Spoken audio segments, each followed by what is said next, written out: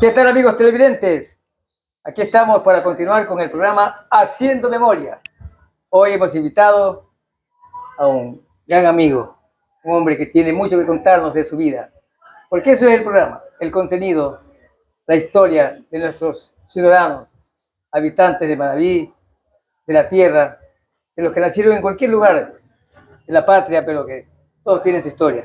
Hoy hemos invitado al abogado Luciano Martínez. ¿Cómo estás, Jerónimo? Abogado. Un gusto, Jerónimo. Bienvenido. Muchas gracias por la invitación, Jerónimo. Gracias, abogado. Bienvenido, pues. Gracias por aceptar Gracias, muchas gracias. nuestra invitación, abogado.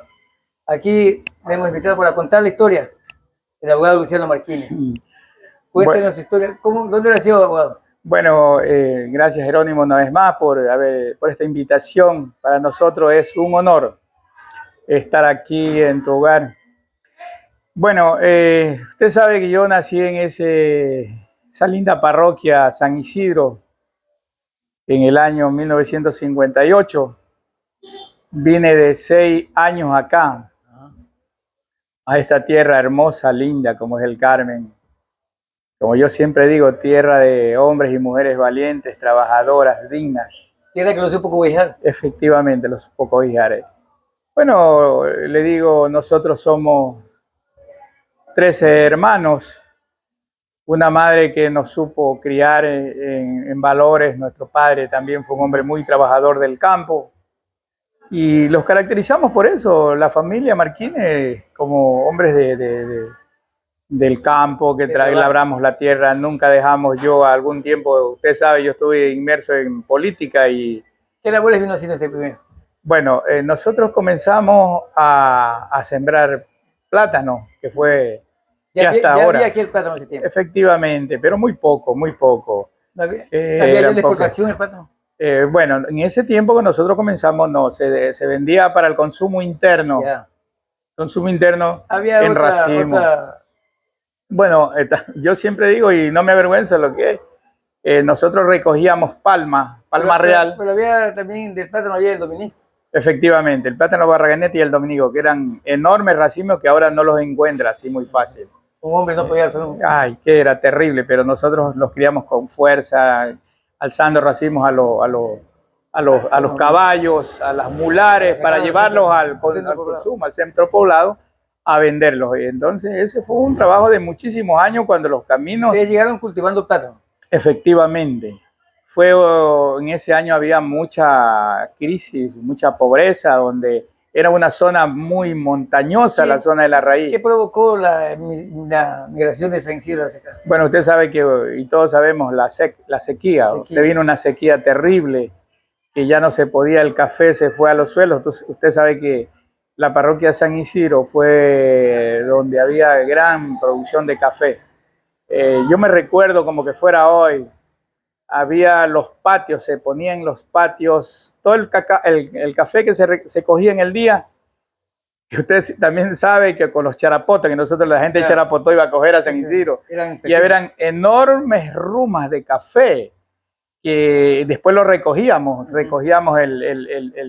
verde que se mezclaba con el maduro. ¿Estos charapotos qué tenían en especial? ¿Eran muy ligeros para...? Bueno, eran gente muy trabajadora, muy noble, la gente de Charapotó. Hasta ahora tengo muchos amigos en Charapotó y le cuento que era muy gente trabajadora, que no veía horario. Trabajaban de 7 de la mañana a 5 de la tarde y después a recoger, porque se fueron a convivir allá con nosotros. Eran requeridos. Muy requeridos en todo ese sector, porque usted sabe lo que significa. Eran miles de hectáreas de café. Cosechas eran requeridos. Efectivamente, ellos sí, ellos después que terminaba el horario de trabajo, ellos seguían trabajando. Y se ganaba en sucres poco, pero eran muy buenos. Hasta ahora nosotros recordamos ese tipo de gente. El manavita por características ha sido gente trabajadora. ¿Los recuerdos de eso? Perdón. Solo recuerdo que eran de eso, porque ya efectivamente el productor le dio fin a la... Efectivamente, mire, lo triste es que esas generaciones ya no están con nosotros, ya no están la gente que sembró, que trabajó. Ahora han pasado 2 generaciones más. Nosotros creo que somos la 3ª generación y seguimos trabajando con honestidad, con ahínco. No descansamos hasta ahora. Claro, lo primero suyo fue llegar trabajar ayudando a su papá. Efectivamente, a mi papá, que era un hombre que le digo, también era cazador de animales. Ah, también. Un cazador, creo que en la Había zona. muchos animales por aquí. En cantidad había la guanta, el Ajá. venado, el guatuzo, el saíno, la guacharaca, todo ese tipo de animales. Todos ya se extinguieron. Efectivamente. Y yo cuento siempre una historia. Mi papá llegaba a la hora que llegara en la noche, llegaba a 11, 12 de la noche, a veces 1, 2 de la mañana, nosotros nos levantábamos a pelar ese animal y a asar en brasa, como antes eran los hornos, no había cocineta. ¿Qué cazaba por la noche? Y las guantas, pues. Las guantas. Las guantas. A veces traía guantas y también traía venados y nosotros nos levantábamos con nuestros hermanos a pelar y mi madre también, que era una mujer que nunca los crió, nunca estuvimos con hambre, siempre los acostábamos llenos. Dicen que la carne, ese tipo de carne da vitalidad para tiempo. Efectivamente, quizás esa es la razón por la cual nosotros tenemos una fortaleza física. Ninguno de nosotros somos pequeños, la familia, la generación de mis padres, todos tenemos tallas, bien criados, y seguimos alimentándonos bien. No tenemos grandes riquezas, pero sí tenemos de dónde poder subsistir. Eso es lo importante y gracias a Dios. Luego fue avanzando el tiempo, ya usted llegó la época de independizarse. ¿Qué pasó ahí? Efectivamente. Y bueno, tuve la suerte de casarme con una gran mujer, Angelita Andrade. Tuve 4 hijos. Mis hijos, yo los estudié. Bueno, el varón se quedó porque en la pandemia estaba en la universidad y todo se cerró. Él vino acá al Carmen, él estudiaba en Quito y se fue a Estados Unidos. Y ya hace 3 años largo que se fue a Estados Unidos y se quedó allá. Pero gracias a Dios están bien. Mis hijos de 4, 3 están en Estados Unidos y están bien, trabajan, viven cómodos y eso también tenemos ese apoyo de ellos. Nosotros los apoyamos moralmente, orando por ellos para que vivan una vida tranquila, de felicidad, de paz, que eso es lo que más necesitan los padres. Durante el tiempo ya que se formó su familia, mientras crecían ellos, ¿qué hacía usted? Bueno, yo también le digo que siempre lo manifiesto, que yo tengo también 40 años de dirigente gremial. Estuve en el Seguro Campesino muchos años. También en comité vial, he estado en la Federación de Plataneros. ¿Ha pasado por estas organizaciones con logros? Efectivamente, yo creo y me siento tranquilo por el hecho de que, por ejemplo, la Federación de Plataneros, fui parte principal de la creación de esa institución, porque esa federación nació de un paro de 15 días. Cosa que no era fácil, era duro. Yo era el presidente del paro y tenía que liderar. Lo que nunca permití yo en los paros cuando tuve fue violencia. Yo le decía, a ver, la persona que genera violencia, ese no está conmigo. Y teníamos un bloque de gente que tras mío, de que le decía, a ver, el que comete alguna irregularidad de violencia, ese lo sacamos. Y la gente me escuchaba mucho. Me trae a la memoria un gran amigo que ya falleció, don Ariolfo Cuadro. Él fue, mire, yo siempre le digo que a don Ariolfo Cuadro fue un hombre que le aprendí mucho, fue como un padre para mí. Yo le escuchaba muchos consejos. En base a él, yo lideré la federación, he estado hasta ahora que sigo estando, porque le escuché consejos de él. Él me decía, yo no quería ser el presidente en ese tiempo de la federación, y me decía, Luciano, no, usted es el que está capacitado para que se lidere esta institución.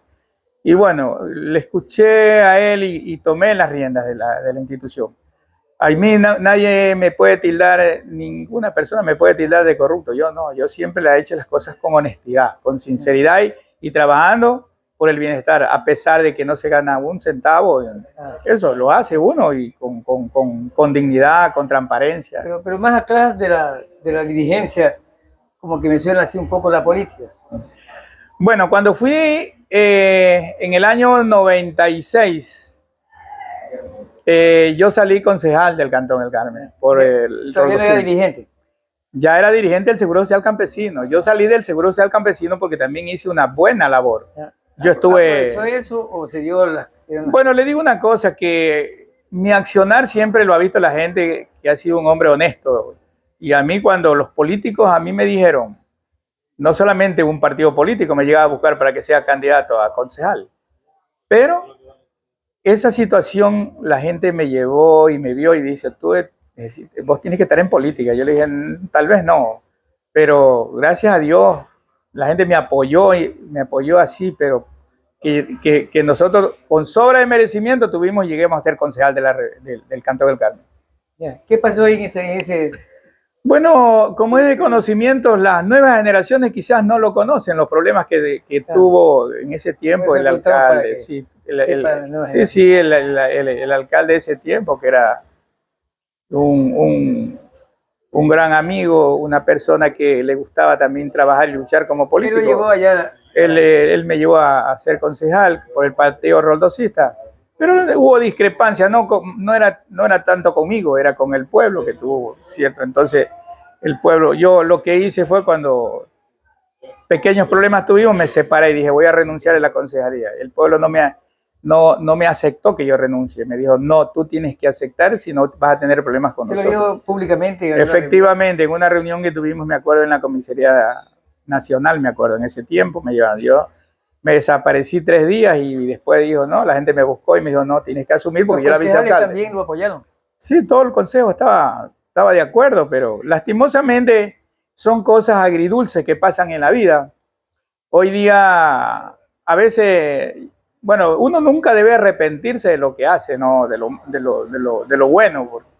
Quizás una oxigenación de tranquilidad, de paz en esos tiempos, que veíamos muchos conflictos entre el Partido Social Cristiano y el Partido Roldosista en esos tiempos, que no se querían. ¿Cómo ocurre ahora? Mire, yo no soy parte, y le digo con toda honestidad, yo no soy parte de las violencias que ocurren en la política. Yo soy una persona soy un pacificador, soy un hombre de paz, que me gusta el diálogo, y eso es lo importante en la vida, pero mucha gente no lo entiende.